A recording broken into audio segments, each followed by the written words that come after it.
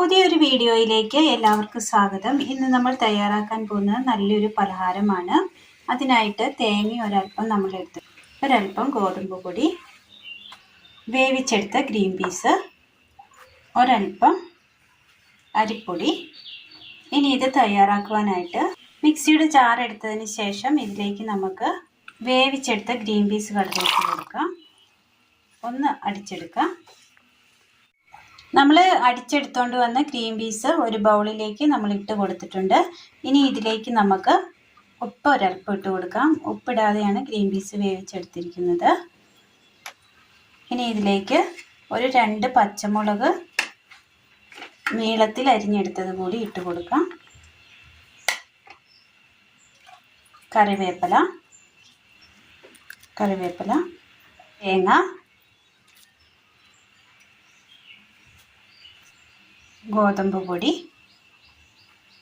അരിപ്പൊടി. ഇത് നമ്മൾ ഒരു ചെറിയൊരു വെള്ളത്തോട് കൂടിയാണ് നമ്മൾ കടല അരച്ചെടുത്തിരിക്കുന്നത്. ഇനി നമുക്ക് കടലയിൽ വെള്ളമുള്ളത് കൊണ്ട് തന്നെ അധികം വെള്ളം ഒഴിക്കാതെ നമുക്കൊന്ന് പാകത്തിനൊന്ന് കുഴച്ചെടുക്കാം. വെള്ളം കുറവാണെങ്കിൽ ഒരല്പം ചെറു ചൂടുവെള്ളം കൂടി ഒഴിച്ചു കൊടുത്ത് നന്നായി ഒന്ന് കുഴച്ചെടുക്കണം. അങ്ങനെയൊന്ന് കുഴച്ചെടുക്കാം. കടലയിലുണ്ടായിരുന്ന വെള്ളം ഇത്രയേ ഉണ്ടായിരുന്നുള്ളൂ. അപ്പോൾ നമുക്ക് ആവശ്യത്തിന് ഒരല്പം ചൂടുവെള്ളം കൂടെ ഒഴിച്ചു കൊടുക്കേണ്ടതായിട്ടുണ്ട്. ഒഴിച്ചു കൊടുക്കാം. ഇനിയൊന്ന് കുഴച്ചെടുക്കാം. നന്നായി ഒന്ന് കുഴച്ചെടുത്തതിന് ശേഷം ഒരല്പം മഞ്ഞൾപ്പൊടി കൂടി ഇട്ട് കൊടുക്കുന്നുണ്ട്. ഇത് ഓപ്ഷനിലാണ്. കളറിന് വേണമെങ്കിൽ മാത്രം ഉപയോഗിച്ചാൽ മതി, അല്ലെങ്കിൽ ഉപയോഗിക്കണമെന്നില്ല. നന്നായി ഒന്ന് കുഴച്ച് കൊടുത്തിട്ടുണ്ട്. ഇനി മാവ് നമുക്കൊന്ന് ഒരു വട മോഡലിലൊന്ന് ചെയ്തെടുക്കണം. അങ്ങനെ ചെയ്തെടുക്കാം.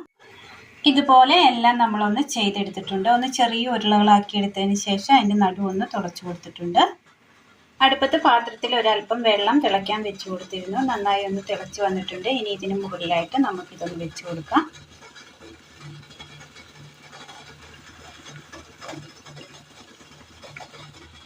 എല്ലാം നമ്മൾ വെച്ച് കൊടുത്തിട്ടുണ്ട്. ഇനി നമുക്കിതൊന്ന് മൂടി വെച്ച് നന്നായി ഒന്ന് ആവി കയറ്റി വേവിച്ചെടുക്കണം.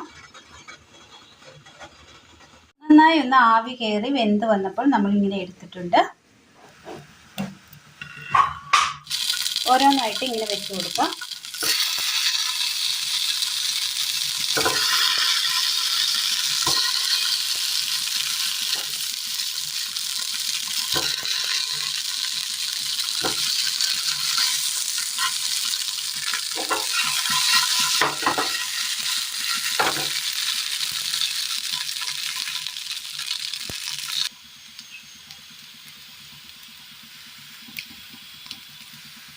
അതിൻ്റെ അടിഭാഗം ഒന്ന് വെള്ളം വറ്റി കിട്ടിയിട്ടുണ്ട്. ഒന്ന് മറിച്ചിട്ട് കൊടുക്കാം. എല്ലാം നമ്മളങ്ങനെ മറിച്ചിട്ട് കൊടുത്തിട്ടുണ്ട്. ഇത് നമുക്കൊരു പാത്രത്തിലേക്ക് മാറ്റി കൊടുക്കാം. അങ്ങനെ നല്ല ടേസ്റ്റിൽ നമുക്ക് തയ്യാറാക്കിയെടുക്കാൻ പറ്റിയ നല്ലൊരു സിമ്പിളായിട്ടുള്ള ഗ്രീൻ പീസ് വടയാണ് ഇന്ന് നമ്മൾ തയ്യാറാക്കിയിരിക്കുന്നത്. ഇത് എരിവോട് കൂടിയാണ്, പച്ചമുളക് ഇട്ടാണ് നമ്മൾ തയ്യാറാക്കിയിരിക്കുന്നത്. ഇതിനൊപ്പം നമുക്ക് വെജിറ്റബിൾ കറിയോ ചട്നിയോ ഉപയോഗിച്ച് നമുക്ക് ഇത് കഴിക്കാവുന്നതാണ്. വേണമെങ്കിൽ ടൊമാറ്റോ സോസും കൂട്ടി കഴിക്കാവുന്നതാണ്. അപ്പോൾ എല്ലാവർക്കും ഇന്നത്തെ വീഡിയോ ഇഷ്ടമായി എന്ന് വിചാരിക്കുന്നു. വീഡിയോ ഇഷ്ടമായാൽ ലൈക്ക് ചെയ്യാനും ഷെയർ ചെയ്യാനും സബ്സ്ക്രൈബ് ചെയ്യാനും മറക്കരുത്. താങ്ക്